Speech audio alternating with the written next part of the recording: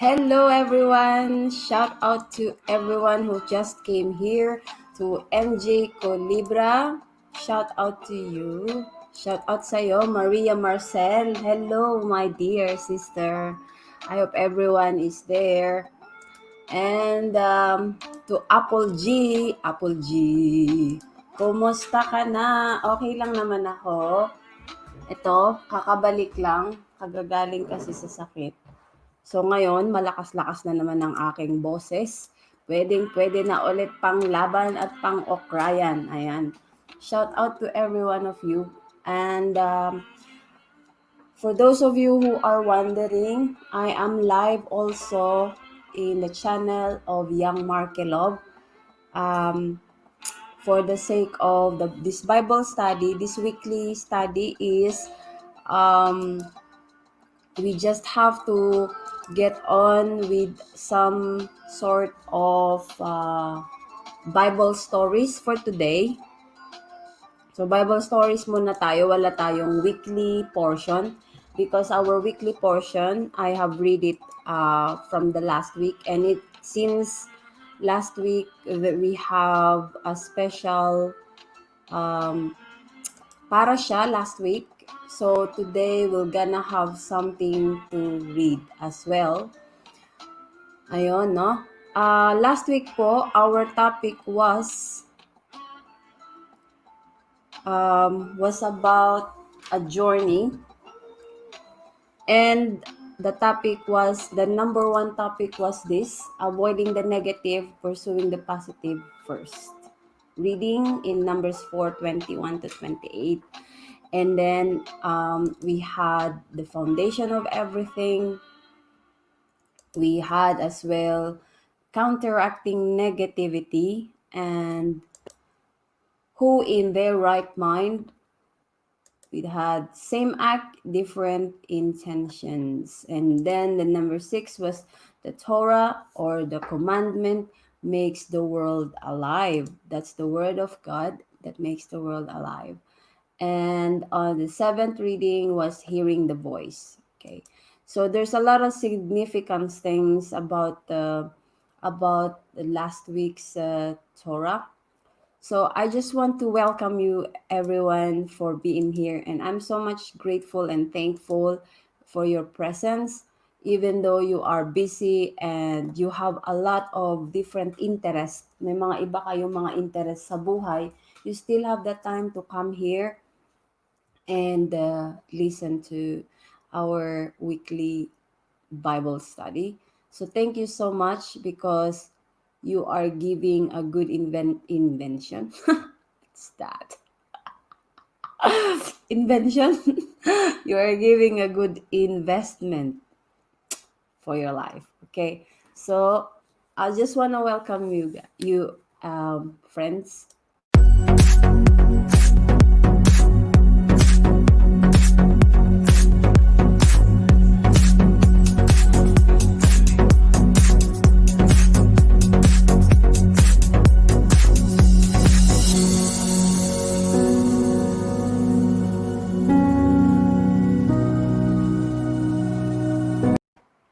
All right, so that's a good welcoming for you. I actually changed my welcoming message.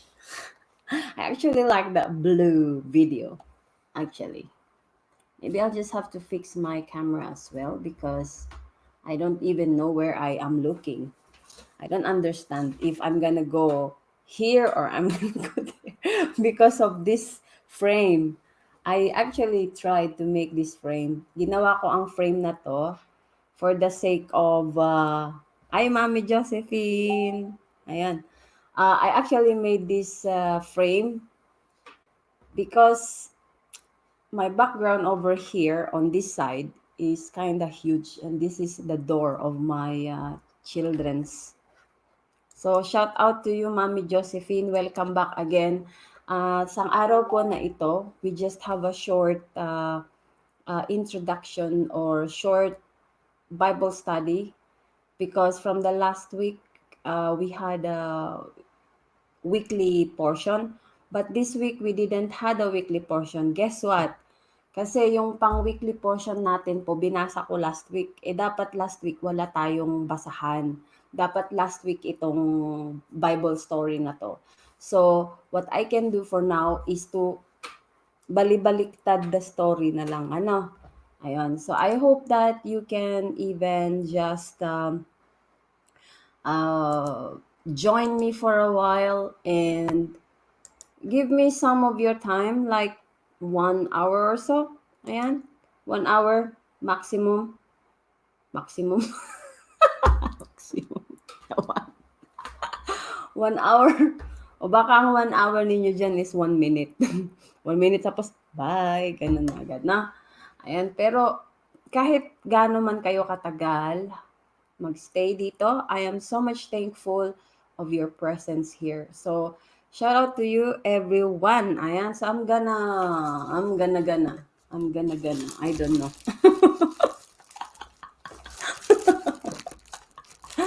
Ayan. I'm so bulol-bulol today. So, you know, everything is balibaliktad from the last week for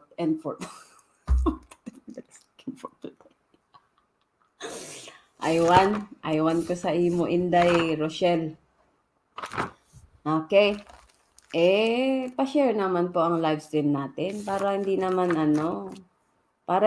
tayo na lang tuwing Sabado, tayo na lang din eh.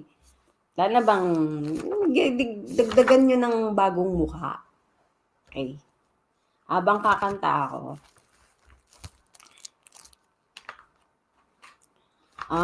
I think I have to sing something that would pump us up. Tama ba ako? Am I correct?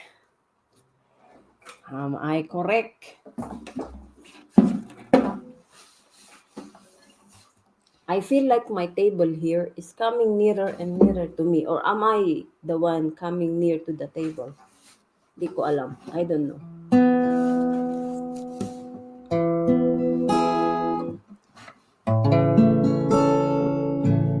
Please type 1 if you hear me correctly. Wrong grammar again. Please type 1 if you hear me clear, not correctly.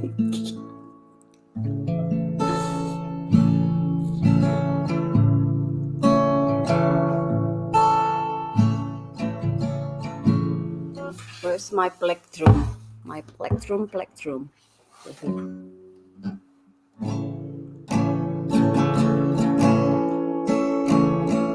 You are my strength when I am weak. You are the treasure that I see. You are my only Lord.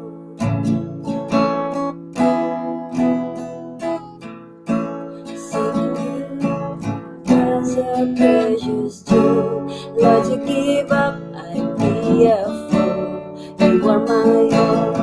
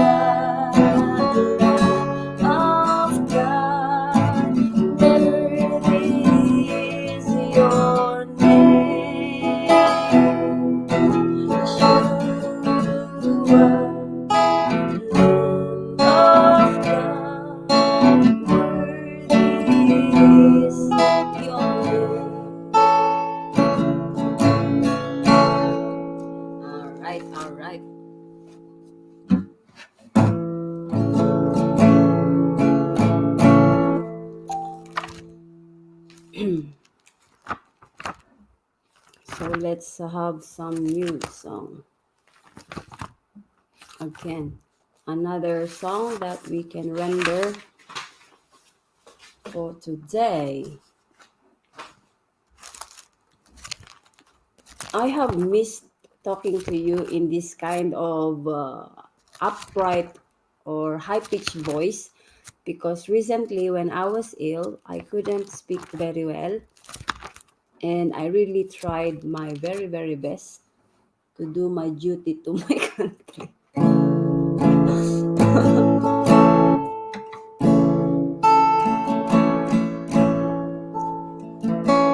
This is my desire to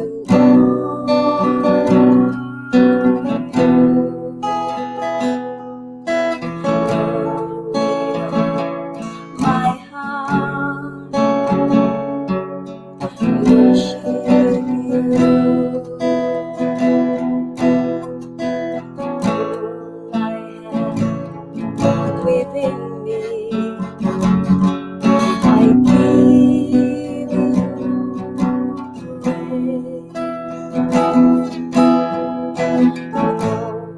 I adore praising you. Lord, I give you my heart, give you my soul. I'll live for you alone. Every breath that I take, every moment I'm awake, Lord, have your way with me.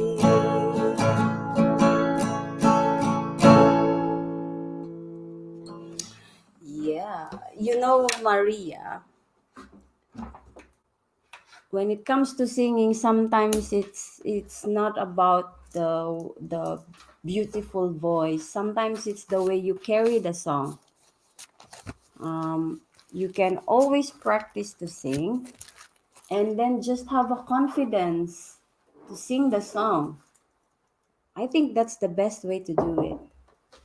Because if you already think that because you don't have a voice and then you cannot sing, then you will probably lose your confidence. I think that's the best word that I could say today. Confidence. How do you even pronounce that? Confidence. Ay, ay, ay, ay, ay. All right. So, by the way, my friends, young Markelov is also live right now because I am on the cross. She should be with me today, but since she have somewhere else to go, so you know, I have to do it. I have to do it by myself. So right now we're gonna start with the story. From the last weeks we have already talked about uh, Bemidbar or the numbers, and the whole book of Numbers is about the census of the Israel community. And it's very important to emphasize that when it comes to the community, we are counted as a whole if we once we are believers. So you cannot separate yourself from your other communities. So if you are a believer, you can find some place or some community where you belong. It's just like, let's say, a rock star. They always find somewhere where they belong, along with the musicians. Even though the rock star can be friends with a soul composite uh, singer, they are still a band. Hi, Mommy Josephine. Thank you so much. Thank you so much. Thank you so much, Mommy Josephine. I love you. Mwah, mwah, chup, chup. I don't have the sound today. Mwah, mwah, chup, chup. All right. So, when it comes to the word that I was talking about, I even forgot it. So I have to remind myself. I think I must have some. taper here. So by the way, when it comes to the things we were talking about, it's the leading of God also. But the book of Numbers requires, the counting and the census of every family and community, and the book of Numbers also describes what are the specific role of a priest, of a husband, and of a wife, and how they should deal with women who actually have done something against her marriage, right? And why does she have to be proven in the court, because there's a rabbinical court in within the Jewish system, and that is the thing that we don't have right now in Christian community. But in the Jewish belief, there is always a rabbinical court, and they follow that guidance or that guidelines in according to the Bible, because the Bible requires 71 elders, and that is with the rabbinical sittings. Okay, so now from the book of Numbers from the last week, we have heard that Moses have heard the voice of God in the tent. He actually had a conversation with God in that tent. So I'm not gonna show you like the points that I usually show from the last weeks. So today it will just be a clear Bible study and just some facts about the Bible. Okay. So the great voice. There is an article I have read about Yitzhak Meir Kagan. It's um, it's a rabbi within literature, and they have also included some of the commentary of the great Rambam, or the great um, teachers and philosophers within the faith of biblical history. So let's just go back in the number 789. It says, "And when Moses came to the tent of meeting to speak with him, to God, then he heard the voice speaking with him from upon the golden lid," or it's called in Hebrew kaporet, which was on the ark of testimony, from between the two cherubim, and God spoke to him. So when we read this kind of text, we think literally that they have a conversation. Moses heard a voice, and God also hears the voice. They speak, and the communication is loud, right? Inside the meeting. So when Moses heard God's voice in the sanctuary, a miraculous phenomenon occurred. Although the divine voice was as loud as at Mount Sinai when all 2 million people heard it, so loud as to be audible far beyond the confines of the sanctuary, the sound was miraculously cut off at the entrance of the sanctuary and went no further. If we read the Bible verse in Numbers, you can clearly see that the voice of God was just inside the tent. It doesn't go out. It's just not, it's hindi siya kagaya ng pag ako sumigaw. If I listen, oh my God, Maria Marcel, don't don't do that. I wasn't even looking at the chat, and you guys are so awesome. Oh, you guys are so awesome. Thank you so much. Thank you so much, Maria. Team Happy, you are so cool. Thank you so much. You and the rest of the team. Thank you. And the team Konnichiwa, always team Konnichiwa. Mami Josephine, you are running back and forth to young Markelov, right? So anyway, let's get back. So, in the works of the philosophers, we find a significant explanation to why it was necessary for the voice of God to be cut off of the sanctuary entrance. It is God's desire that man serve him out of free choice. It's a free choice, okay? That's why the voice of God was chosen to be only heard within that circumference. It's just like in this live stream, you chose, you had the free choice to come in the live stream, and only you can hear what I'm saying. No one outside of the live stream can hear.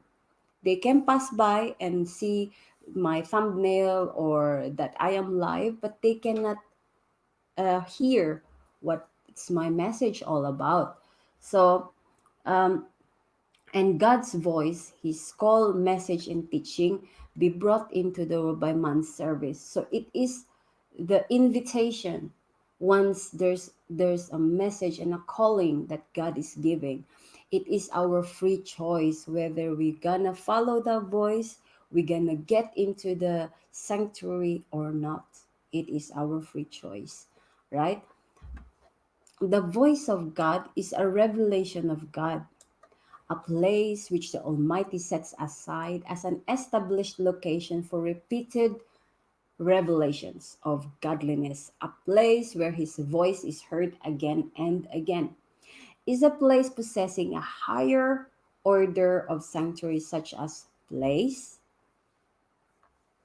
was the sanctuary, which was the name of tent of meeting, okay, because of God's presence was regularly encountered there. And so there's a place, and specific place where people meet. There's a specific tent where God comes down and have a conversation. And since in our time we don't have any sanctuary or temple, we have the body that we can feel our hearts with a communication with God. So it is a time given. Once you are inside the sanctuary, you cannot bring your cell phone, you cannot bring your computer, you cannot bring any distractions in your mind. And you just have to come there along with yourself clean, because there's a rule within the sanctuary that whenever you come inside, you have to clean yourself, you have to wash yourself. That is why within the Christianity we have the so-called baptism, because there's a washing. But within the Jewish system, there's what they called mikveh. And the mikveh in the temple, every time they get into the temple, they have to wash themselves. And it is very important to recognize the temple service, because once you are inside the temple, you cannot go backwards, but you have to present yourself. It's just like you have a visitor. You have a visitor, and but the difference here is that you are the visitor of God.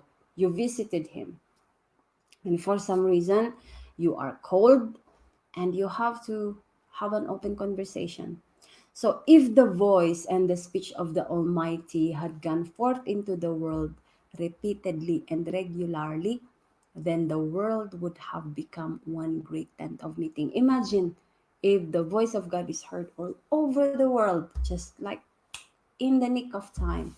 I believe that if we hear the word of God, probably some of us would think that I didn't have chose to listen to this, and that would be an imposure of belief system. Then you have no choice but to listen. So that's the difference of believing in God. There's a free will, there's a chance, there's the opportunity, a long waiting in God's presence that you can be there, you know. So it's impossible, you know.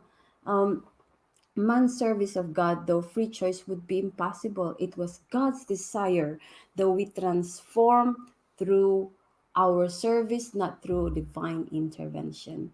The divine intervention, though, requires that our presence, or in God's presence, while we are under circumstances, good or bad, there is the intervention. But the service that we have for God should not depend or rely on that intervention. The intervention of God will come itself as we are freely in service with Him.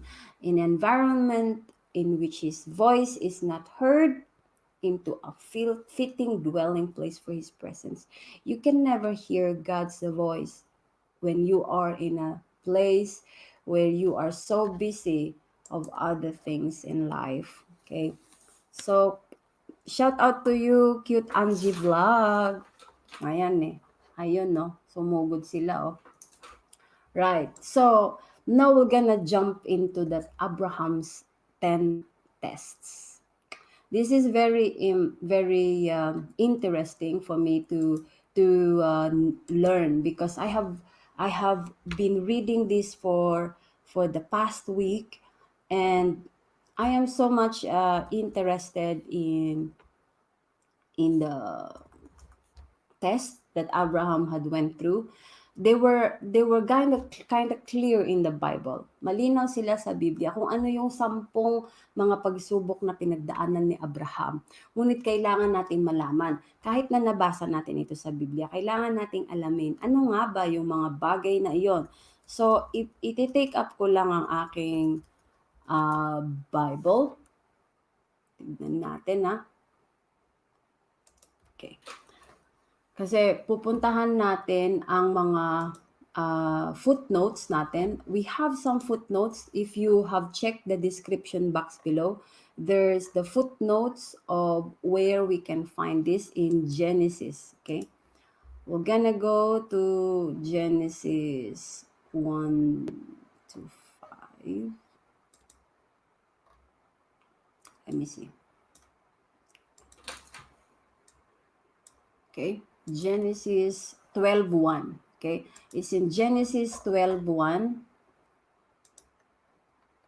Now the Lord had said unto Abram, get thee out of thy country and from thy kindred and from thy father's house unto a land that I will show you. Okay, and I will make of thee a great nation, and I will bless you and make thy name great, and you shall be a blessing. So from this text, there was the number one message, okay, that number one, God tells him to leave his homeland. How many of us, ilan po ba sa atin ang believer na ngayon? If once we are a believer, we always have the chances of leaving our family, di ba? Meron yung iiwanan natin ang ating bayan, iiwanan natin ang ating pamilya for the sake of being a stranger to another place. So number one na test sa kanya ay sinasabi ng Panginoon na iwanan mo ang iyong bansa at ikaw ay magiging estranghero sa bansa ng Kanaan. So ang message na nire-require dito ay willingness. Inuutusan siya ng Panginoon na iwanan mo ang iyong bansa, ang iyong pamilya. Bakit kailangan niyang iwan ang bansa niya? Pwede naman 'di ba doon na lang siya pagsilbihan niya ang Panginoon doon. But there is a story behind it. Meron po sa Biblia kasi hindi nakasaad dito kung ano yung dahilan. Bakit kailangan niyang iwan? Ang nakalagay po sa Talmud, meron po yung literature na doon nakalagay yung, dahil nga sinabi ko sa inyo, di ba may census. Ang Jewish community meron silang census at istorya ng bawat pamilya at bawat taong nasasangkot sa Biblia. For example, yung mga leaders, yung mga teachers, yung mga rabbis na yan, mayroon silang story or census. They have a census in their archives. They have the archives of which family were the leaders of this year. It's just like us in some churches. We know from that year who is the pastor, who is the preacher, who is the leader, who are the deacons. So it's the same within the census of Israel. They are still following that until today. So meron tayong relatable literature. So ang story behind that ay si Abraham, kung atin pong babasahin, ang kanyang storya ay ang kanyang ama na hindi po talaga siya believer. So Abraham grew up from a place Alright? Ito. He was 75 years old even when he departed out of Haran. Imagine, 75 years old na siya, di ba? Sa panahon natin ngayon. He was 75 when he left. In our time right now, pag ikaw ay 75, ikaw ay ugod-ugod na. Hindi ba? Ugod-ugod. So, ikaw ay ugod-ugod na pag ikaw ay 75. So, para sa atin, hindi natin hindi natin kayang iwan ng ating pamilya pag tayo ay ganong edad na, di ba? 75 years old. And then what was the promise that God promises? This is the wrong thing sometimes when we read the Bible, that we use just this kind of verse. I will make thee of a great nation. This refers only to Abraham. That Abraham, there's communication between him and God, that God had told him to get out of his country, get out of his family. So that is the meaning also of becoming a believer. When you become a believer, it doesn't mean that it fits all your family or all your surrounding or all your friends and playmates. Why do I include the playmates? Anyway, by way, it means as well that whenever you come to faith, you don't have to impose your faith on other people. You can teach and share your faith to other people, but not to impose them, because whenever you impose them, they will not listen to you and they will not believe you. Why? Because they know you. Literally, they know you. Diba? Real talk. They know you. Your family knows you. Your friends knows you.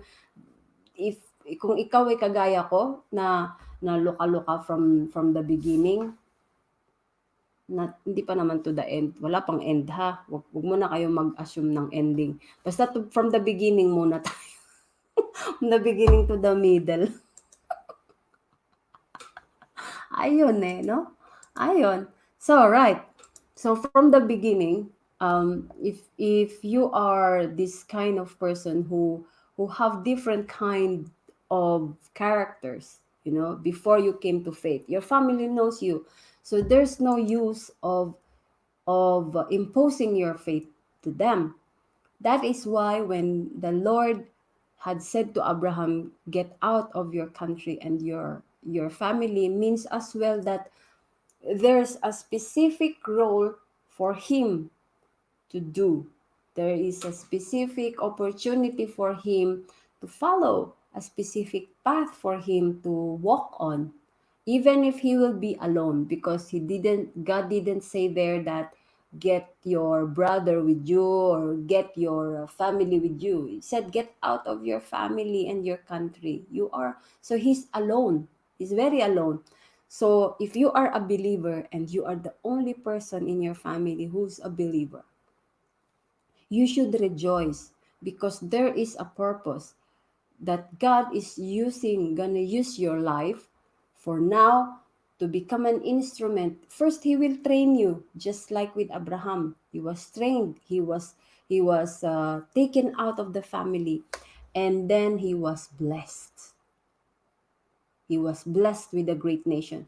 What kind of nation? Look at the nation that he have now. Look at how many people refer to him as one of the great fathers of our faith, di ba? And so Abram departed. There was no question at all of asking, why do I have to leave my family? What am I gonna do and where am I gonna go?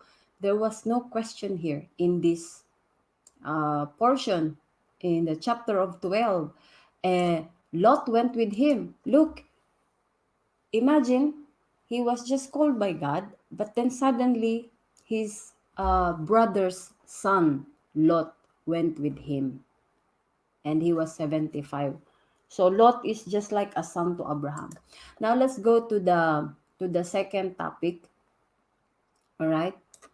To the second topic, we have the footnote is, let's go to the 12:10. All right. And the 12:10 actually was this. Let me see. So I'm gonna show you one by one. Immediately after his arrival in the promised land, he encounters a famine. So that's the second test. It's already difficult psychologically if you think of this. It's already difficult for Abraham to leave his family. You know, imagine all your life you grew up and in a community where you are very comfortable. You have your everything in there. You know, you have a kind of luxurious life. Nandoon na lahat sa paligid mo. Doon ka lumaki sa lugar na yon. Nandoon ka sa family mo. You grew with your family, your siblings, your cousins, your parents, and it's very comfortable for you. And then suddenly, out of the blue, God will just tell you, alis ka dyan, get out of that place, get out of your family. What would you think? And what would you feel? Will there be some kind of worry? Will there be some kind of emotions of how you say, of unsurety, you know? I believe that you will feel some insecurity and worries at least. So what I can say is as well that when to he went to the promised land, he encounters a famine. You can see in 12:10. Okay, let's go to the 12:9 first, right? And Abram journeyed going on still toward the south. And there was a famine in the land, and Abram went down into Egypt to sojourn there, for the famine was grievous in the land. So imagine that Egypt had experienced this famine already. So it's normal for Egypt to experience this because why did I say that?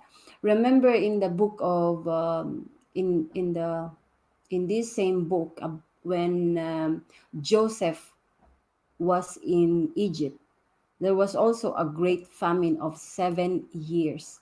7 years of richness and 7 years of drought. Remember that? So this was the first recorded in the Bible that there was a famine in the land, and the famine was so grievous in the land. And it came to pass when he has come near into Egypt that he said unto Sarai his wife, behold now, I know that you are a fair woman to look upon. Imagine these troubles he had been facing. He left his family, he left his country. When he came to the place, there's still a famine, there's a tragedy, it's like a pandemic. There's a pandemic in that place. And then after that, there's also another uprising worry that his wife is so beautiful. She's a fair woman to look at. So there's still a trouble. The trouble is in their marriage. 'Di ba? Mag-asawa sila kasi maganda siya eh. Maganda si Sarah. So the number 3 is that the Egyptian seizes his beloved wife Sarah and bring her to Pharaoh. Because she is very beautiful, she uphold beauty, and it's very important for the Pharaoh to have her. And what did Abram do? Okay, let's continue. All right? I will just read, babasahin ko kung ano yung sinabi ni Abraham. Okay? And it came to pass when he has come near to enter to Egypt that he said unto Sarah his wife, behold, now I know that you are fair. Okay, maybe let's go to Tagalog Bible. Let's go to Tagalog Bible for us to understand. Okay? It's very, very important, my friends. Okay, punta tayo sa Genesis 12. And first, I'll read in English now, okay? Therefore, it shall come to pass when the Egyptians shall see thee, that they shall say, this is his wife, and they will kill me, but they will save thee alive. Say, I pray thee, you are my sister, that it will be well with me for thy sake, and my soul shall live of thee. Okay. Let's go again to Tagalog, Genesis 12:11. At nangyari nang siya'y malapit ng papasok sa Ehipto, ay sinabi niya kay Sarai sa kanyang asawa, narito ngayon, talastas kung ikaw ay magandang babae. At mangyari na pag makita ka ng mga Ehipsyo, ay kanilang sasabihin, ito nga ang kanyang asawa, at ako'y kanilang papatayin, natapwat kanilang ililigtas kang buhay. Isinasamo ko sa iyo na sabihin mong ikaw ay aking kapatid, upang ako'y mapabuti dahil sa iyo, at upang kaluluwa ko'y mabuhay dahil sa iyo. At nangyari nang pumasok si Abraham sa Ehipsyo, nakita ng mga Ehipsyo na ang babae ay napakaganda. At nakita siya ng mga prinsipe ni Faraon, at kanilang pinuri kay Faraon, at dinala ang babae sa bahay ni Faraon. Ayan, no? At pinagkapakitaan nito ng magandang loob si Abraham dahil sa kanya, at nagkaroon si Abraham ng mga tupa, ng mga baka, ng mga asno, mga aliping lalaki at mga alilang babae, at mga asna at mga kamelyo. Narinig nyo yun? Did you hear that? So if you have an English, I know that I have also some foreign friends listening in the background. So if you can just refer to Genesis 12 from 11 to the further, you can see from 12:11 to 16 how he had also suffered. There was a big story in there, just in that verse. Because in the beginning of the chapter, it was just told about that he have to leave his family, his country, and that there was a famine in Egypt. But it was not just the famine is the problem of Abraham. His next problem is his wife as well. Because, you know, pagpunta niya doon sa Egypt, ang mangyayari sa kanya, maaari siyang patayin dahil maganda ang kanyang asawa. Kaya gumawa siya ng kwento na sabihin mong magkapatid tayo, na ikaw ay kapatid ko, dahil kung hindi mamamatay ako, I will die. So please, I beg of thee. So ang nangyari, what was the result? The result was that Abraham was treated well from Pharaoh's side. Nabigyan siya ng tupa. He was given the sheep, all this kind of cattle to take care of. All right? So that is also become a blessing. It was wrong, he lied. You will see the consequences. The consequences you will read in further. That when the Lord, from 12:18, 12:17, and the Lord plagued Pharaoh and his house with great plagues because of Sarai, Abraham's wife. You see, the lies of Abraham also caused a destruction to other people.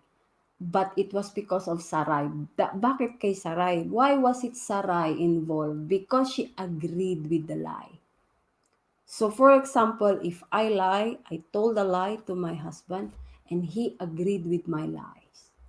And he agreed with all the wrong things that I say.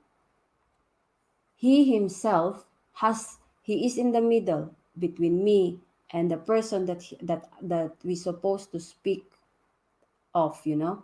So there should be like a margin in him. He should be the one who would stop the lie that was coming from me. But since if he agreed with this, he will also imply a tremendous problem over that person. So remember that.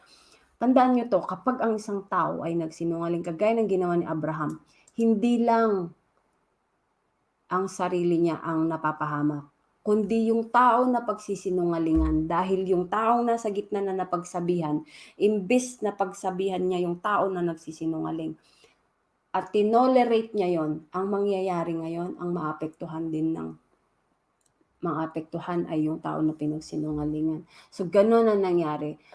Si Pharaoh ay nagkaroon ng mga makabagbag damdamin na mga plague. So, kumbaga, ito yung pinakaunang plague na siguro na nai-record sa Biblia na naranasan ng Egyptians, di ba? Kasi meron yung plague na nangyari doon sa nung si Moses ang kanilang tagapamuno. At this time, it was Abraham, first forefather of our faith. Now, he said, "Why did you said she is my sister? So I might have taken her to me as a wife. Now, therefore, behold, thy wife, take her and go your way." Tingnan nyo? Na-discover din ang kasinungalingan. So, kaya naman hindi maganda para sa atin ang magsisinungaling. So, napaka-importante yun, ano? Nandiyan tayo sa number 3 na points. So, now let's go to number 4. And on number 4, you can even take notes of what I am saying here, mga kaibigan, friends. Okay. Number 4 is Abraham faces incredible odds in the battle of the 4 and 5 kings. So, saan natin yan mahahanap? We are in 12, 15, I think. No. 14. It was in 14. Let's go to 14. Okay, 14, right? So there were kings of, this was the 4 kings, Amraphel, Ariok, Chedorlaomer, and Tidal. 4 kings. And ito yung mga kings. This made war with Bera, okay? The kings, Birsha, Shinab, Shemeber, and king of Bela. Okay, so si Bera yun, 5 sila doon. So there were the 4 kings and then the 5 kings. All of this, altogether 9 kings, joined together in the valley of Siddim, which is the Salt Sea. Imagine that his problems never stop. If you think you have a problem, this man has bigger problem than you and I. Imagine he just left his country, go to a place, suddenly they think it will be gonna be okay, and there was a famine. And then he think that the famine will go away, but then his wife is so beautiful, so I give you the song, manap ka ng pangit at itingin mo tunay. Ayun, no? And now, Abraham faces incredible odds in the battle of the 4 and 5 kings. What kind of trouble? You see, when you become a believer, you will find yourself into tremendous trials. And if you are an unbeliever yet, you already have trials. And then you become a believer, you lose some of the trials, but you elevate. There's an elevation of trials. It's like the refining of your soul, of your nefesh. So there's a refining of nefesh, and that's very important to recognize, my friends, because now let's gonna read. And when Abraham heard that his brother was taken captive, he armed his trained servants born in his house, 318, and pursued them unto Dan. So nagkaroon din ng there was also a war. Okay? There was a war because they seized Lot. You see, when there was a war, they seized Lot. And then he have to take also his brother. Okay, so it's very, very important to recognize these trials of Abraham. All right. Now let's gonna get into the The fifth. What is the fifth? You think that the problem is already done? I tell you not. Now let's gonna be in the next topic, so you will understand. Now this is the next problem. He marries Hagar after not being able to have children with Sarah. What was the reason? Let's go to 16:3. All right. I remember I have to read the Tagalog version of the King James 14:14 in Genesis 14:14. Let me see. Genesis 14 in Tagalog. At pagkarinig ni Abram na nabihag ang kanyang kapatid ay ipinagsama ang kanyang mga subok na lalaki na mga ipinanganak sa kanyang bahay na 318 at kanilang hinabol sila hanggang sa Dan. O, di ba? Kasi ito nga yung nakuha ang kanyang pamangkin na si Lot. Tapos nakuha din ang kanyang kapatid. Doon sa pagitan ng paglalaban ng mga siyam na hari, yeah?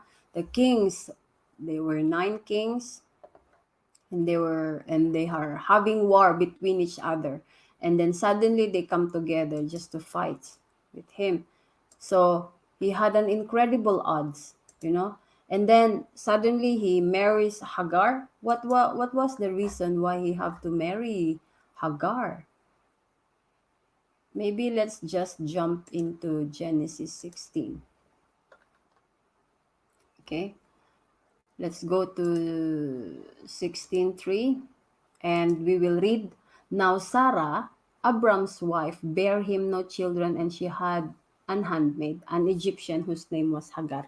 Remember that Sarah, or Sarai in first Hebrew name, she was told to bear a children at her age. Sabi ng God said that you will bear a child. Sabi ng Panginoon sa kanya na magkakaroon ka ng anak. Pero ano ang ginawa ni Sarai? She just laughed. She laughed because it's unimaginable. It's impossible for her to bear a child at her old age. That's out of her perspective. I'm old. Why would I gonna bear a child in this old age? Sabi niya, di ba? Paano ako magkakanak? Ang tanda-tanda ko na. Now, mayroong solusyon si Sarai. Sarai, ayan si Sarai nga, na asawa ni Abraham, hindi nagkaanak sa kanya at siya may alilang babae na taga-Ehipto na nagngangalang Agar. At sinabi ni Sarai kay Abram, narito ngayon, ako'y hinadlangan ng Panginoon na ako'y magkaanak. Ipinamamanhik ko sa iyong sumiping ka sa aking alilang babae. Marahil ay magkakaanak ako sa pamamagitan niya. At dininig ni Abram ang sabi ni Sarai. O, tignan nyo. So kapag ang asawa, may solusyon din minsan. Dito mo makikita na si Abraham ay masunurin siyang asawa, masunurin siyang anak ng Panginoon. And Sarai said unto Abram, Behold, now the Lord hath restrained me from bearing. I pray thee, go into my maid. It may be that I may obtain children by her. And Abram hearkened to the voice of Sarai. And Sarai, Abram's wife, took Hagar, her maid, the Egyptian, after Abram had dwelt 10 years in the land of Canaan, and gave her to her husband, Abram, to be his wife. At kinuha ni Sarai na asawa ni Abram si Agar na taga-Ehipsyo na kanilang alila pagkaraan ng 10 taon na makatahan si Abram sa lupain ng Kanaan, at ibinigay kay Abram ang kanyang asawa upang maging asawa niya. At siya'y sumiping kay Agar at naglihi. At nang makita niyang siya'y naglihi, ay niwalang halaga niya ang kanyang Panginoong babae sa kanyang paningin. So what is the result again? Nung una, 'di ba, si Abraham yung may problema. In the beginning, Abraham had the fear.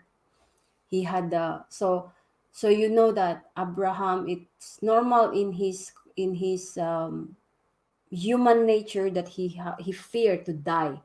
He feared to die because they just came into the new land. They had not even, it was a famine, and then they just have to gather food in Egypt, and then suddenly his wife is beautiful, so his life is in danger. And now comes a new complex, superiority complex, or some inferiority complex in the character of Sarai, where she has the fear of not having a child. Remember this, women, there must be a character within you that you fear. Meron tayong karakter na mga babae. There's something in our lives as women that we are afraid of something because we can't have it, or we don't have it, or we don't know even how to have it. And this is the character of Sarai. She's a prominent woman. She know well the word of God. She know well. But the problem is she can't bear. So she have a character, she have, how do you say this? She have a problem with herself that she cannot bear a child. So she find a solution for her husband. That solution is that her husband would make her maid. And the result is that when Hagar had bore a children for Abraham, what happened? She became she forgot that she is under her master. She forgot that the power is under. It's just like a concubine. She felt like she's racing with the level of the first wife. So yun yung naging problema ngayon. Ang resulta ng ginawa nilang kalokohan, kasi there was also an approval in the side of Abraham. If we think about it, to commit something wrong, it must take two, 'di ba? Kailangan ng dalawang tao. Alright? You need two person to commit a sin.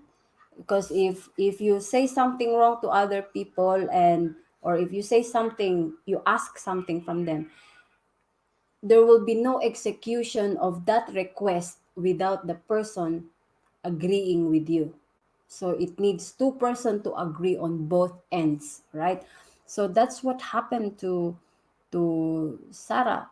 And Sarah became so angry. She became haste on herself because the maid is not pleasing into her eyes anymore. She said like this in 16:5, and Sarah said to Abraham, "My wrong be upon you. I have given my maid unto your bosom." And when she saw that she had conceived, I was despised in her heart, in her eyes. The Lord judged between me and you. After she had found out the solution, and now she's getting back the result. Now she's returning the blame to her husband. Okay? So, remember, women, sinabi ni Sarai kay Abraham, "Ang aking pagkaapi ay sumaiyo, idinulot ko ang aking alila sa iyong sinapupunan, at nang makita niyang siya'y naglihi. Niwalan akong kabuluhan sa kanyang paningin, ang Panginoon ang humatol sa akin at sa iyo." 'Di ba? Yung kasalanan ni Sarai, ibinawi niya lang binalik niya kay Abraham. Sumunod lang naman sa kanya si Abraham, hindi ba? Ayan. Datapwat sinabi ni Abraham kay Sarai, "Narito ang iyong alila ay nasa iyong kamay. Gawin mo sa kanya ang iyong minamagaling sa iyong paningin." At dinuwahagi siya ni Sarai, at si Agar ay tumakas mula sa kanyang harap. At dahil sabi ni Abraham, ikaw ang may gawa nito. Di bahala ka dyan kung ano yung gusto mong gawin. So what did she do? What did Abraham said unto Sarai, behold, thy maid is in thy hand. Do to her as it pleases you.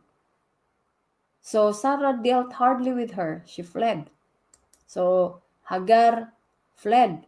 She took her child with her. So this is the characteristics of our human nature. Imagine what kind of life we have now, right? Most of the women that bear children from men who are already married, whenever they are caught on something, or whenever, imagine that the mistresses nowadays, actually they are not called mistress, because the term mistress is actually the original wife in the in the in English, let's say the concubines, okay? Let's say those women who bore child from a married man. Once they had bore a children, they had the pride and say that, look, I gave birth, and well, look at you, you don't give birth. It's just the same with Sarai, and between Sarai and Hagar.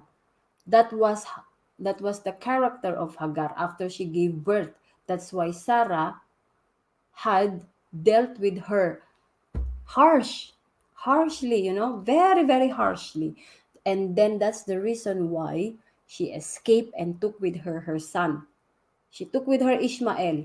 So remember that those women who gave birth out of marriage or from marriage of others, they usually they usually give they usually give birth and then escape from the situations. It's very important that we have to recognize this kind of situations so that we will not make this mistake, right? So shout out din sa iyo dyan, Ryan Jobus, Apple G, Mama Zell, B Page, Happy Abby TV, and Spread Love Channel, Security ni Oliver 31 channel, and to Sasha from Russian friend. All right, so it's very important for us to recognize these things. Okay, so now let's gonna go to number 6. God tells him to circumcise himself at an advanced age. You see, there's a lot of thing going on in this chapter. Just this chapter, imagine. There's a tremendous story if you read. Number 6, God tells him to circumcise himself at an advanced age. It's difficult. Now let's go to 17:24. Ang utos ng Panginoon diyan kay Abraham ay magpatuli siya. Ang tanda-tanda na niya, di ba? Tanda-tanda na eh. Now let's go. And Abraham, listen to this. And Abraham was 90 years old and 9 when he was circumcised in the flesh of his foreskin. 17:24 po sa Tagalog. 17:24, at si Abraham ay may 99 na taon nang tuliin ang laman ng kanyang balat. At si Ismael ay 13 taon nang tuliin. Siya din, si Ismael ay natuli din, 13. So, they are already kind of old when they had circumcised themselves. Ishmael was 13, 13 years old, and Abraham was 99 years old. So he was 75 when he left Haran, and then married to Sarah, and then 99 when he got circumcised. So it's not too late, my friends. So the circumcision was like a covenant between him and God. that there must be a circumcision. And then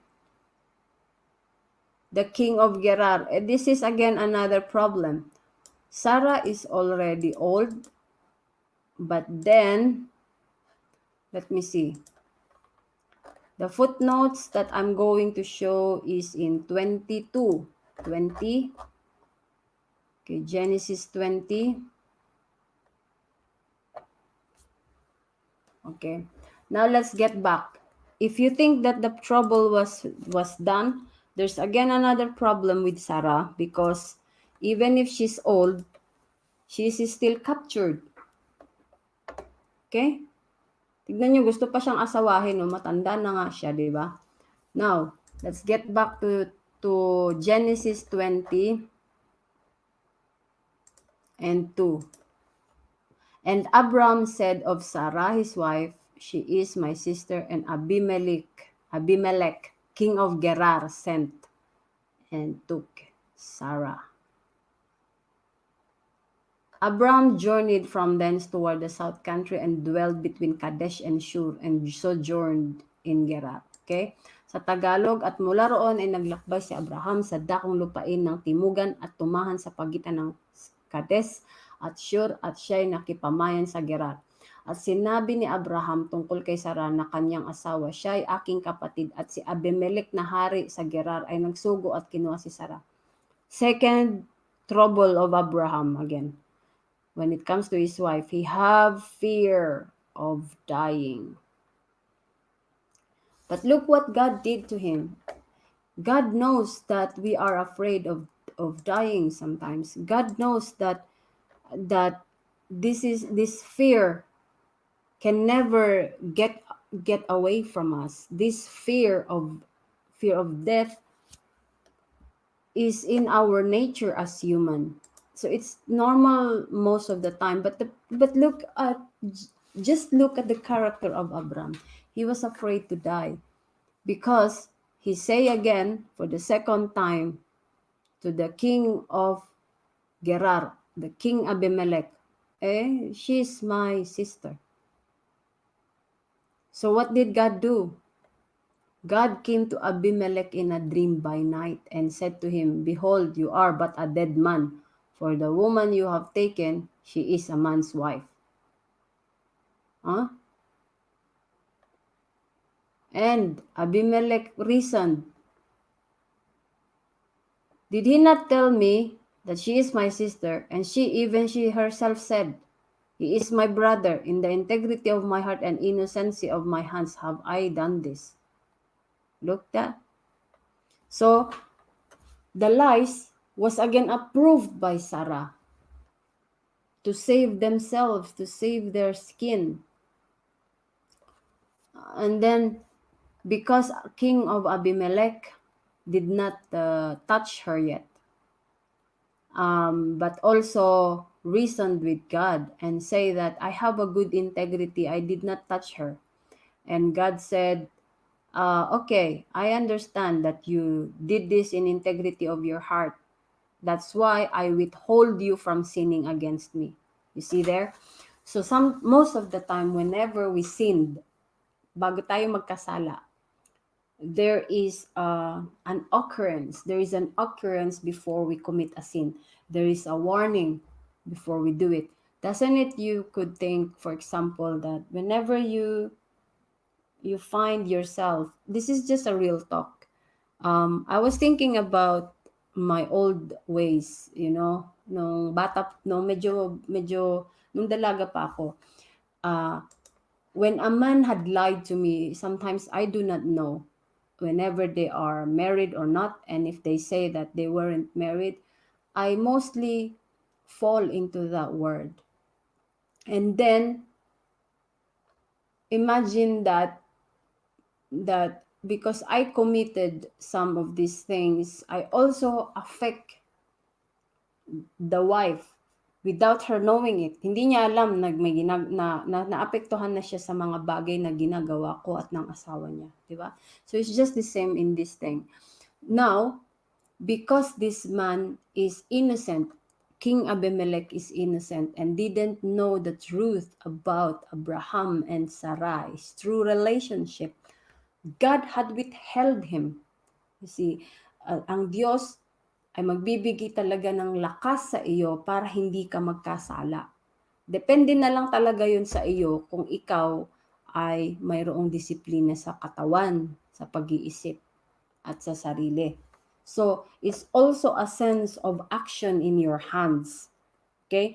So, you must have the action that whenever there's a sin that comes to you, if you are a married person and there is someone who's trying to seduce you, it's up to you. You will have the conscience and you will have a warning in your own soul that says this is wrong. Something is wrong in here. I should not do this. There's already a warning. So it's up to you if you're gonna go to that or not. And it's very important to emphasize that. Okay? It's very, very important to recognize. Let me see again.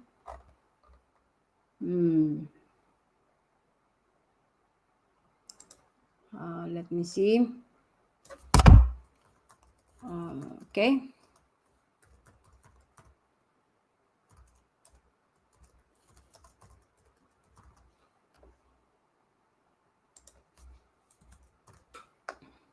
Right. So just gonna, so by the way guys, please do not forget to connect with Maria Marcel and Josephine Gimoro. Their name in their name in YouTube is scrolling right below. Maria Marcel from Team Happy and Josephine Gimoro is our beloved nanay, our beloved mother here. So now let's get back to the topic, the king of Gerar captures Sarah. So now let's go to the number 8. Number 8 is God tells him to send Hagar away after having a child. Okay? So these are the 10 tests of Abraham. Okay? Now let's go to the footnote. 21:12. Let's go to 21:12. Okay, in Tagalog, 21:12. Okay. Where am I? There. All right. Now listen to this word. Let's read 21:11 first. Or maybe let's get back to 10. I'm gonna read the Tagalog first. Kaya't sinabi niya kay Abraham, palayasin mo ang aliping ito at ang kanyang anak sapagkat hindi magmamana ang anak ng aliping ito nakahati ng aking anak sa makatwid bagay ni Isaac. At ang bagay na ito ay naging lubhang mabigat sa paningin ni Abraham dahil sa kanyang anak. At sinabi ng Diyos kay Abraham, huwag mong mabigatin ito sa iyong paningin dahil sa iyong alipin. Sa lahat na sasabihin sa iyo ni Sarah ay makinig ka sa kanyang tinig sapagkat kay Isaac tatawagin ang iyong lahi. So there's already a promise from the connection, all right? So in 21:12 in English, let's get back to it. Let's get back to 21:12. Okay? Now we're gonna read again from 21:10. Wherefore she said unto Abram, cast out this bondwoman and her son. For the son of this bondwoman shall not be higher with my son, even with Isaac. And the thing was very grievous in Abraham's sight because of his son. And God said unto Abraham, let it not be grievous in thy sight because of the lady, and because of thy bondwoman. Lad boy. Okay, sorry. In all that Sarah had said unto you, hear unto her voice, for in Isaac shall thy seed be called. So in connection to the calling of number 1, the number 1's calling was, God tells him to leave his homeland to be a stranger in the land of Canaan. Okay?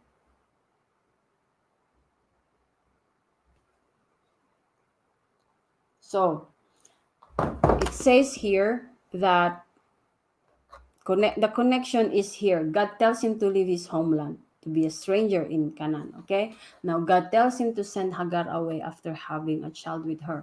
But because there was a connection that God had promises already that Abraham will bear a child, and among this child, and in this, I mean, upon this child, there will become a great nation, that God will bless him a great nation. It was not through the solution of Sarai, through Ishmael. Okay, so it doesn't mean that Ishmael is not a uh, blessed tribe. He was also blessed, but the promise was not upon him. It's just like if you have two children and you have set one of them a specific gift, you cannot give that gift to the other because the other is well pleasing into your eyes. You have to give that specific gift destined to that child because that is what you promised, right? So that's very, very important to recognize. And what did God say after this? Because Sarah, when she bore a child, she said that you send this woman away because she will not divide she will not become a hire with my son. Her son will not divide the property with my son, so hindi siya pwedeng magmana sa mamanahin ni Isaac. Isa lang ang may pangako ditong mamanahin, so kailangan paalisin mo siya. And because Ishmael is his son, it's very, very grieving for him to send them away because he loved his son, despite the truth or the fact that Hagar is a maid servant of Sarai. It became his wife as well, a second concubine to him, a second wife to him. So he also loved her and even the child more, right? So from that sense, God also tell him, do not be grievous in the sight of the boy. So God want Abraham to show a fatherhood countenance, that he should not show this grievous face. You should show a little bit of strong character, not of pushing away the boy, but to send them away for the cause of the promise. And God said that you have to listen to your wife. In everything that she said, you listen to his wife. But this word, ang sabi dito ay makinig ka sa sinasabi ng iyong asawang si Sarai sa lahat, di ba? Pero ang bagay nito, this thing is just according to that circumstances. Okay? It doesn't mean that he had to listen to her of the past. Remember the word past happening. There were things that happened in the past that Abraham listened to his wife, and it caused them trouble both. The both of them experienced tremendous trouble, and it's very, very important to recognize that at a certain point of our lives, if you are married or you have if you are married or you are, I mean, just for a married, okay? Because this topic about Abraham is about his life as a believer, his marriage, his being a father, and being a role model into the community. If you are married, it's good also to listen to your partner. On some circumstances, it takes two to decide, as I say, and you have to have this kind of clear mindset. And now let's gonna go to number 9. Okay, number 9 is his son Ishmael become estranged. Okay, 22. Let's go to 22. Let me see. Okay, let's go to 22 and 2.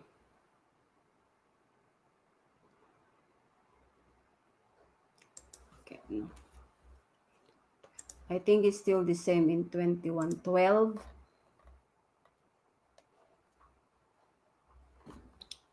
Okay. Let's go back to 21:12 in the 9th test. We will stay from the same chapter. Okay. His son Ishmael become estranged.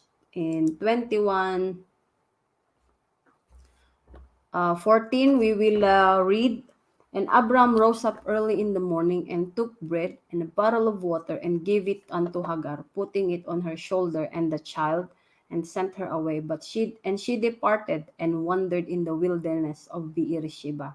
So this also had suffered Hagar because of the decisions of Sarah. Okay.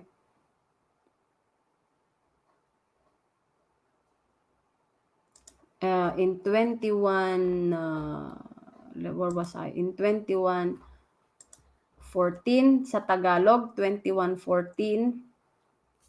At nagbangong umaaga sa kinaumagahan si Abraham at kumuha ng tinapay at ng isang bangang balat ng tubig at ibinigay kay Agar na ipinatong sa kanyang balikat at ang bata.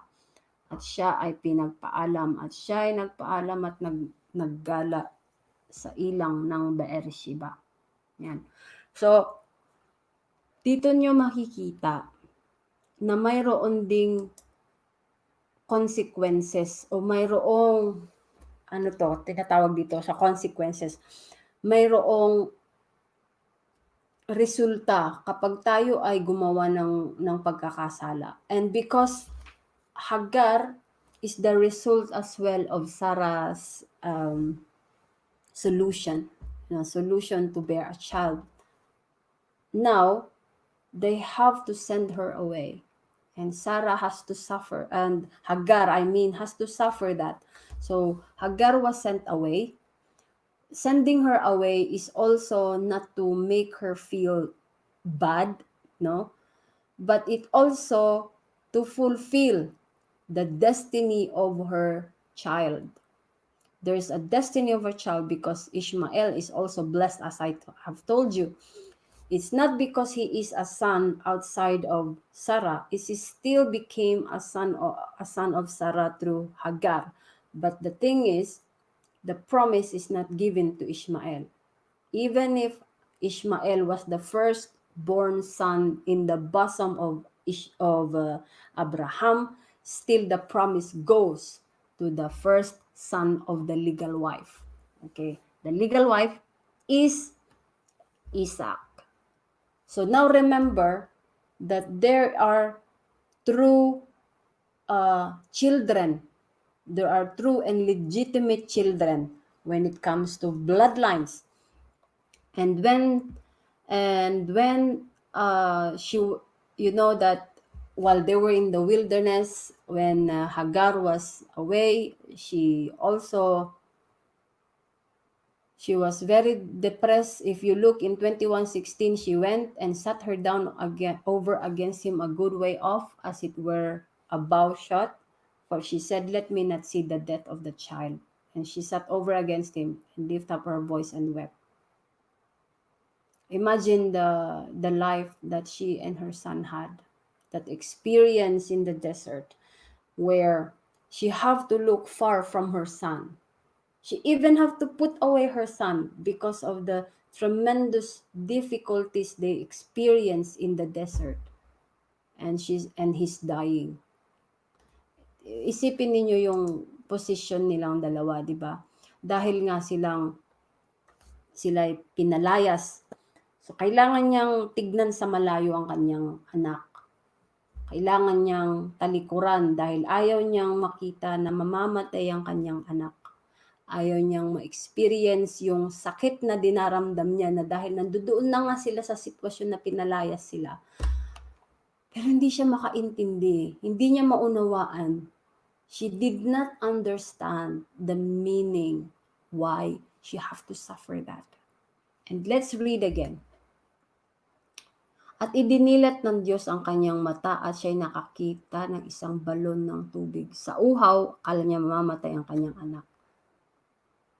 Ang Diyos ay sumabata at siya'y lumaki at tumahan sa ilang at naging namamana. At nanahan siya sa ilang ng paran. Ayan. So ngayon bumaba na si Hagar.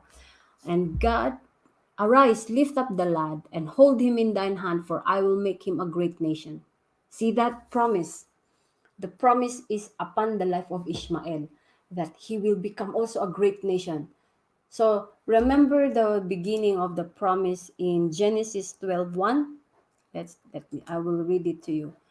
Genesis 12:1. The promise it was, I will make you into a great nation, and I will bless you, and I will aggrandize your name, and you shall be a blessing. There were blessings. Great nation, he will be blessed, and his name will be known, and then he will become a great blessing. So there's already a nation. He will be blessed, his name will be known, and then after that he will still become a blessing. So he will become an instrument. So when you say that I will become a blessing, you will also become an instrument of good, right?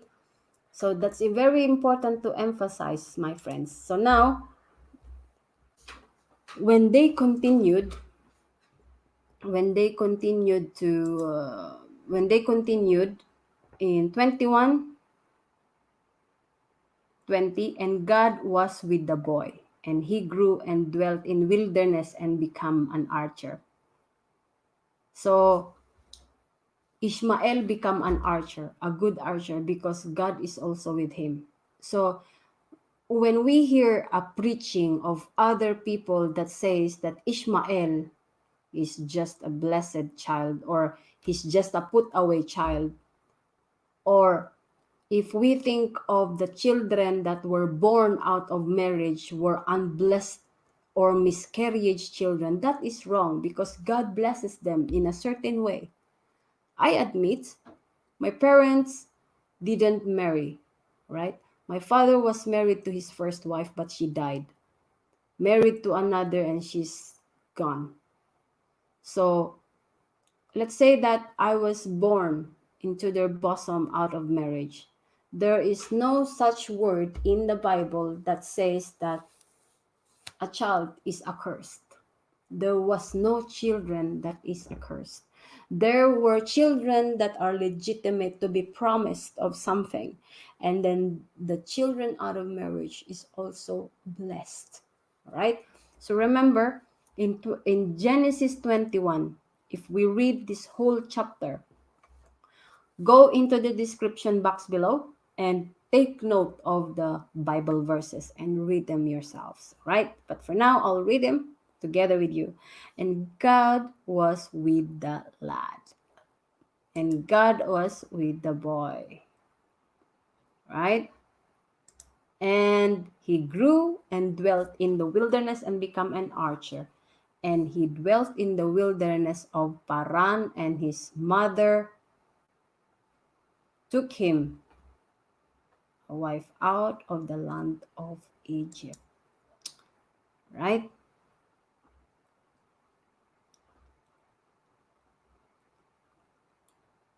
Yeah.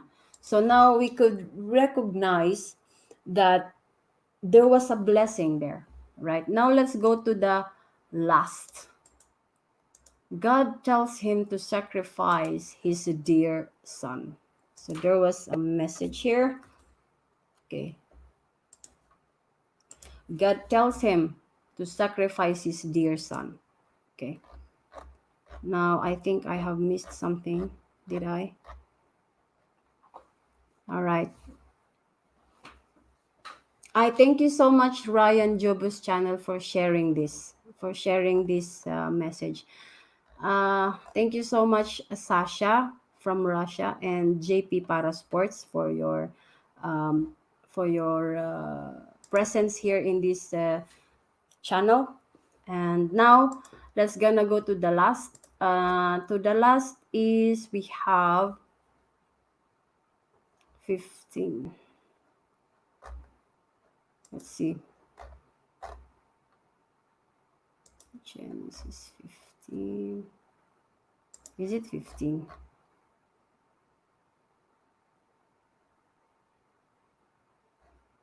I know that there was a sacrifice that's going on here.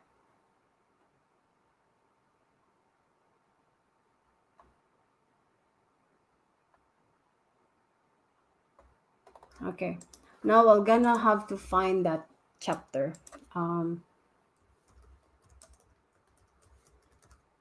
Abraham sacrificed Isaac in 22 as well. In Genesis 22, we're gonna go to 22. Okay, let's go to 22, right?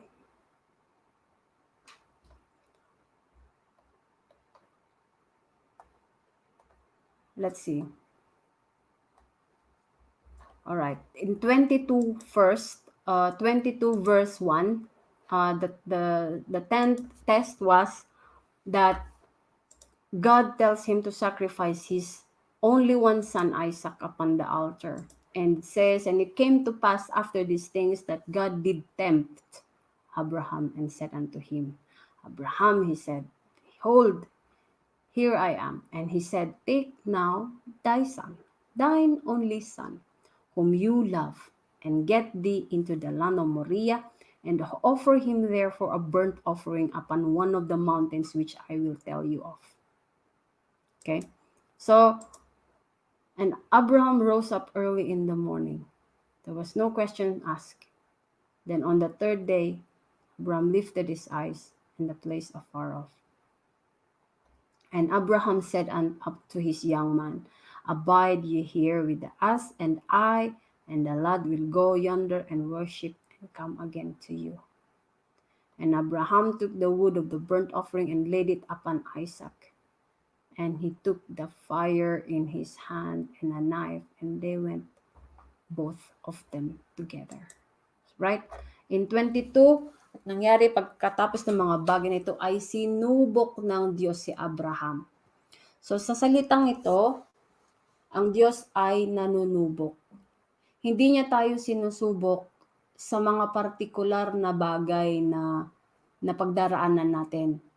For example, hindi niya tayo sinusubok ng dahil lang sa nawalan tayo ng kaibigan. No, God does not. I think it's one of the things. But when it comes to material things, God does not test us when it comes to the material things, because those are the things that we lust, yung mga material na bagay. But God tests us through the people that we dearly loved. Okay, so for at times we will maybe lose some of our friends, our family, and we have to sacrifice them. Are we ready to do that? Are we ready to sacrifice our family or our beloved ones, something that we love? Because the word says here, take now your only son, whom you love. Diba?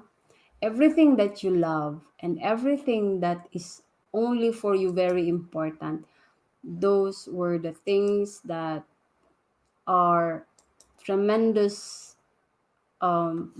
thing that God can use to tempt you. And it's very important to stress out in here that we still have to obey God.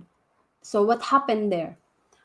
And you know, when he offers his son Isaac without questions, imagine what is the boy thinking. You know, he even asked, where is the offering? There was no conversation here about the child asking. Yeah, there was in 22:7, Isaac spake unto Abraham his father, my father, here I am. And where's the fire and the wood? Where is the lamp for the burnt offering? Where is the lamp? He was asking.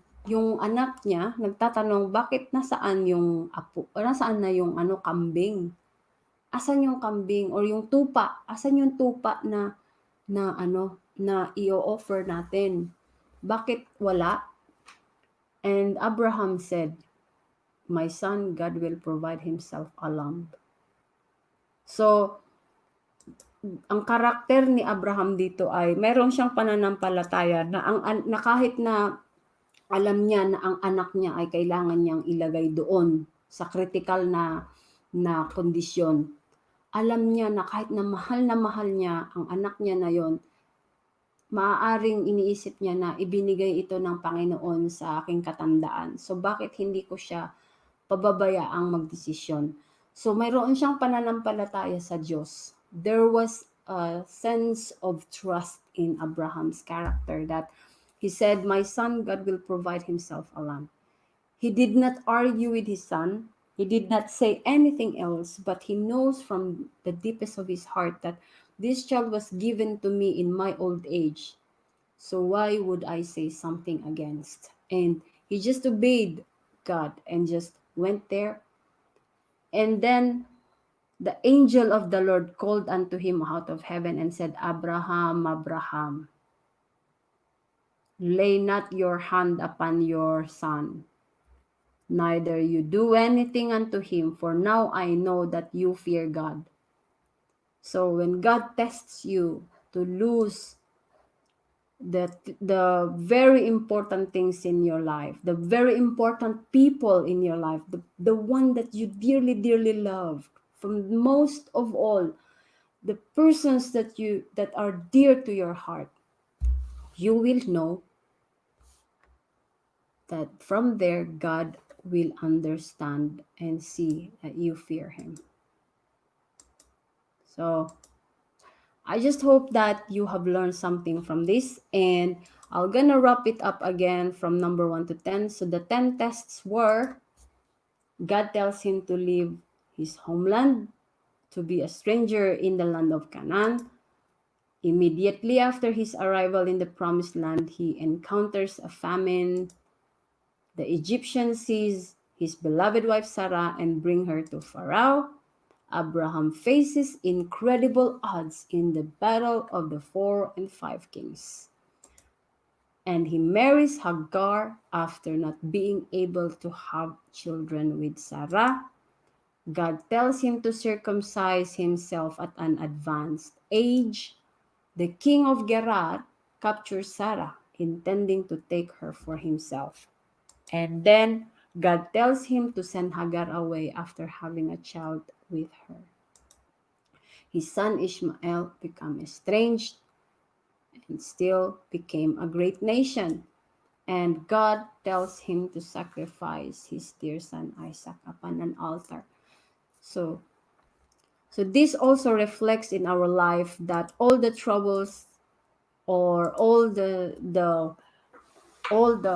tests that we have in life will never end. They will continually come until we grow old. They are the continuation of our development in spirit. So it's very important to recognize that the more you are tested, the more you are refined. You are refined into the legitimacy of being a child of God. So, right. So thank you so much, everyone, for your goodness and kindness. Now I'm gonna pray. Blessed are you, Lord, our God, King of the universe, who gave us the Torah of truth, Yeshua, our Messiah, and set everlasting life in our midst. Blessed are you, O Lord, giver of the Torah. Right. So as you can see from this, there's the beginning of the prayer before we have read the Bible, and the second is for after the Torah study.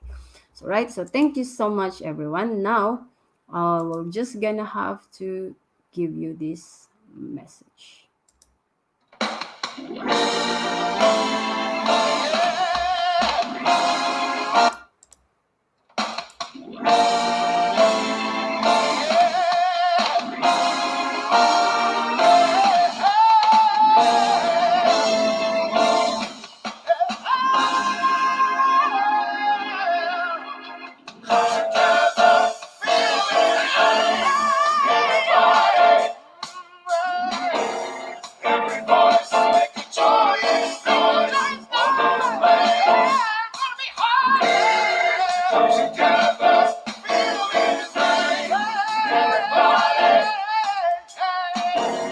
Every voice making joyous noise. All over the place. Oh, it's gonna be hard. Come together now. Yeah. Everybody. Every voice. Oh, gonna feel the pain. Come on. All over the place.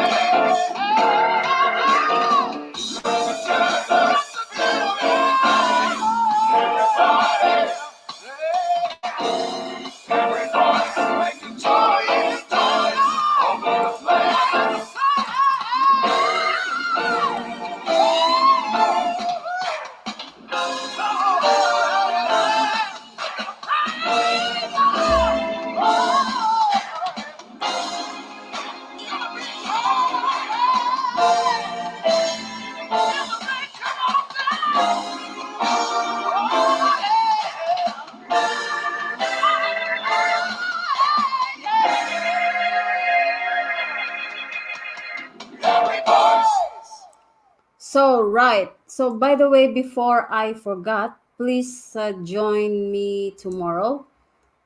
All right. I have a live stream tomorrow, and it will be, I have a visitor to interview tomorrow, and I want you to be there with me. So, I just hope that you will join me. I hope that you will come, and I'll show you the name of the person that I will interview tomorrow, okay? So tomorrow, this is the person that I will interview tomorrow, okay? June 7 in Florida, it will be 9 o'clock in the morning. And in Philippine time, it is 9 p.m. Okay, it's a little bit late, but I hope that you still have the time. And in Sweden, the UTC time, Universal Time Standard is 3 p.m. So here in Sweden, it will be 3 o'clock.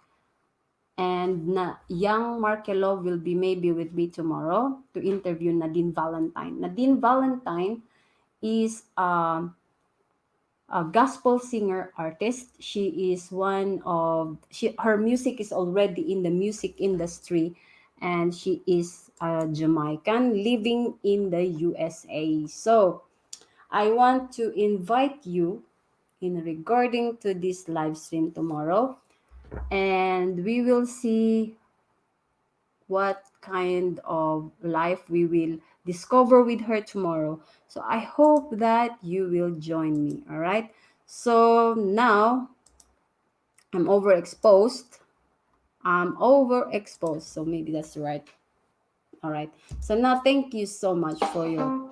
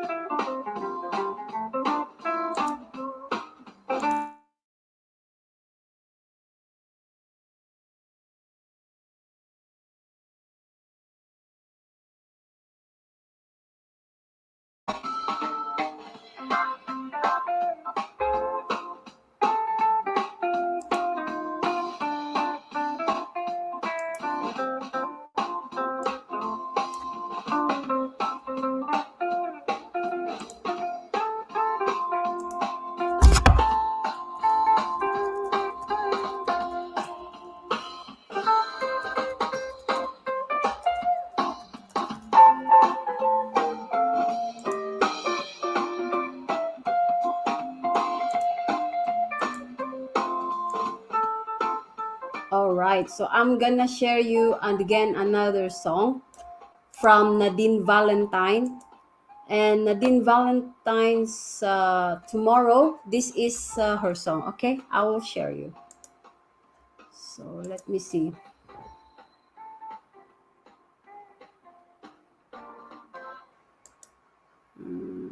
I don't know if I can.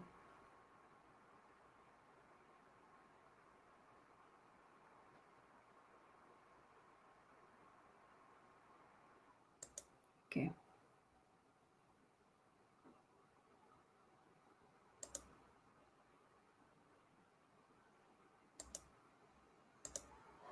Okay. I'm gonna share you. Maybe I have to remove this. Oh no. I'm trying to share you a website, but the problem is I don't know if this allows me, but maybe I can share you the music from behind.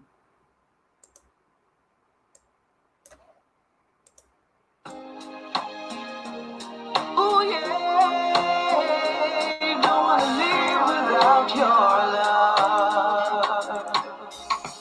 I don't wanna live without your love. I don't wanna walk without you by my side. Won't stray away from your love, no way, no how. I don't wanna live without your love. I don't wanna walk without you by my side. Won't stray away from your love, no way, no how. Thought I could make it on my own. Thought I had life all figured out. No, no, no. Still I stumbled and I fell, yes.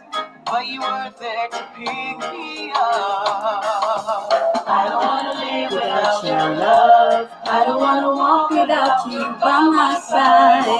Away from your love, no way, no how. I don't wanna live without your love. I don't wanna walk without you by my side. Won't stray away from your love, no way, no how. Your love is calling me higher and higher. Your word is taking me deeper and deeper. You make All right, so now you have heard the song. Okay, isn't that very, very wonderful music? I just try to distort it. But now you have heard the song of Nadine Valentine. Ayan, yung kanyang kanta yun, ano? Si Nadine Valentine.